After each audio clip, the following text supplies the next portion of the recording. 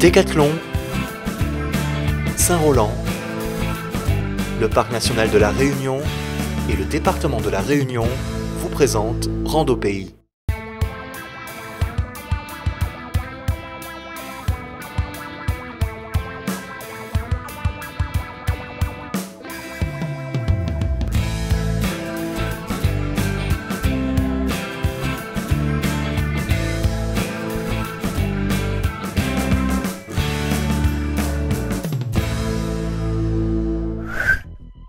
Rando Pays vous propose de partir bivouaquer sur la planaise de la Roche-Écrite au-dessus de Saint-Denis. Cette semaine, la première partie du trajet jusqu'à l'installation du bivouac à la sortie de la forêt de Tamarin.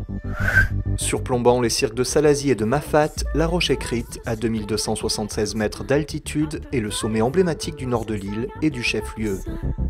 On peut y accéder de plusieurs manières. Nous choisissons la voie la plus courante par Mamotkan, au-dessus du village du Brûlé. Nous retrouvons ici notre guide Thierry Chambry d'Austral Altitude. Il y a aussi Claire Balada, qui est également accompagnatrice en montagne, et ses enfants Cody et Liam.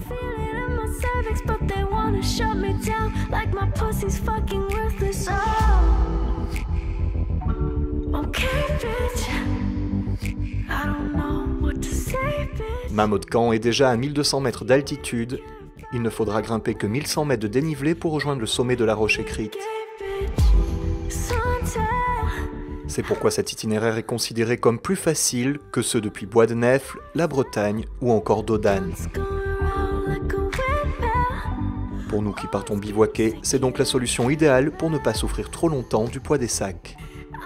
Après un passage sous les cryptomérias, le sentier grimpe sur le flanc gauche de la ravine de Bras-Sec. On distingue de l'autre côté de la ravine, au loin, le rempart de la rivière Saint-Denis.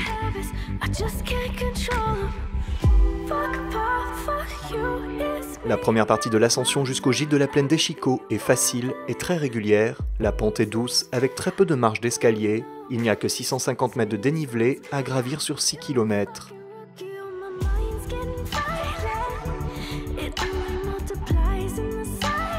Sur cette distance, on traverse deux types de forêts bien distincts, la forêt de bois de couleur des hauts, avec ses fangeants, ses maos ou encore ses tans rouges, et plus haut, la tamarinée, avec le tamarin des hauts et les calumets. Ces deux étages de forêt qui se superposent sur ce massif sont l'habitat privilégié de l'oiseau endémique le plus rare de la Réunion, le fameux tuit-tuit. Plus gros que les autres passereaux endémiques de l'île, presque de la taille du merle-pays, le tuit-tuit est en effet menacé d'extinction et protégé depuis plusieurs années. Son territoire est excessivement localisé, 19 km² sur le massif de la Roche-Écrite, soit 1/200 de l'île seulement. L'oiseau affectionne particulièrement les tâches de transition entre les deux forêts, entre 1600 et 1700 mètres d'altitude, et c'est justement dans cette zone que nous avons la chance d'en entendre un au loin.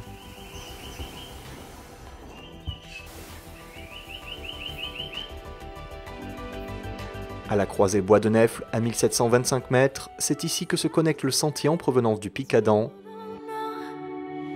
Un point de repère qui annonce que le gîte n'est plus très loin. La végétation a déjà bien changé. Passé une zone de calumets, nous voici désormais dans une belle tamarinée qui rappelle l'ambiance de celle de Mafat sur la plaine des Tamarins. Moins dense, la forêt ouvre des perspectives sur le paysage et on aperçoit justement le sommet de la Roche-Écrite pour la première fois.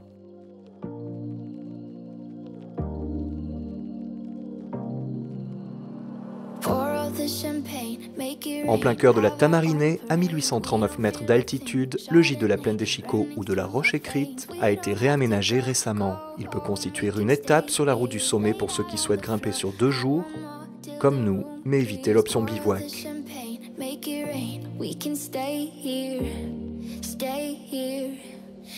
Juste au-dessus du gîte, la forêt de Tamarin laisse place à l'étage altimontain caractérisé par les brandes. La lumière magique du coucher de soleil nous incite à grimper encore un peu plus haut.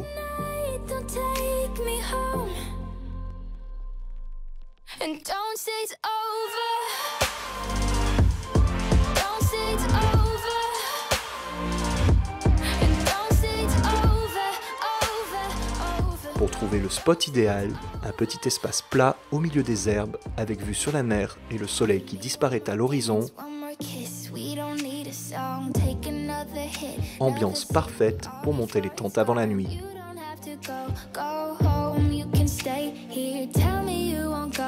take it slow till the room clears. Give me one more dance, one more kiss. We could stay here and don't say the party's over, 'cause we've got time to let it go. And don't say we're leaving sober, just stay the night, don't take. Une fois le soleil couché, la température chute vite, il fait déjà moins de 5 degrés. Mieux vaut avoir prévu de quoi bien se couvrir.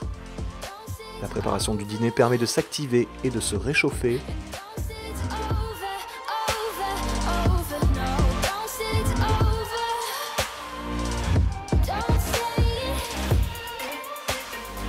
Et le repas sous les étoiles est la meilleure des manières pour clôturer cette première journée.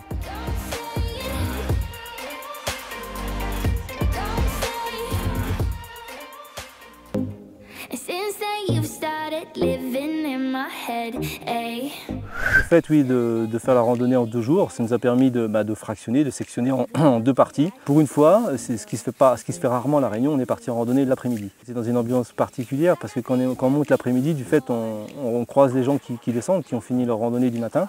Et nous on montait, puis dans une lumière particulière dans la forêt de bois de couleur et la Tamarinée, et les lumières qui filtraient dans cette végétation qui était bien particulière, une belle ambiance.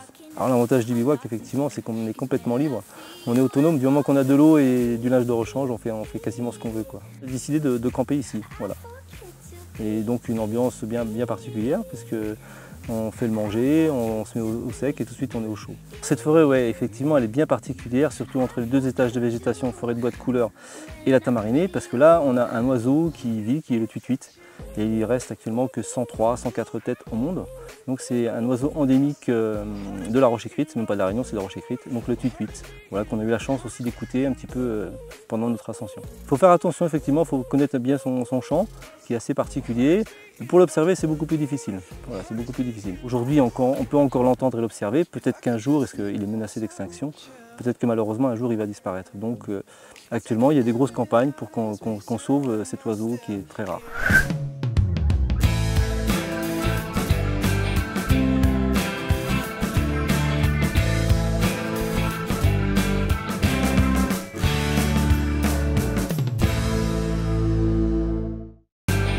Décathlon, Saint-Roland, le Parc national de la Réunion et le département de la Réunion vous ont présenté Rando Pays.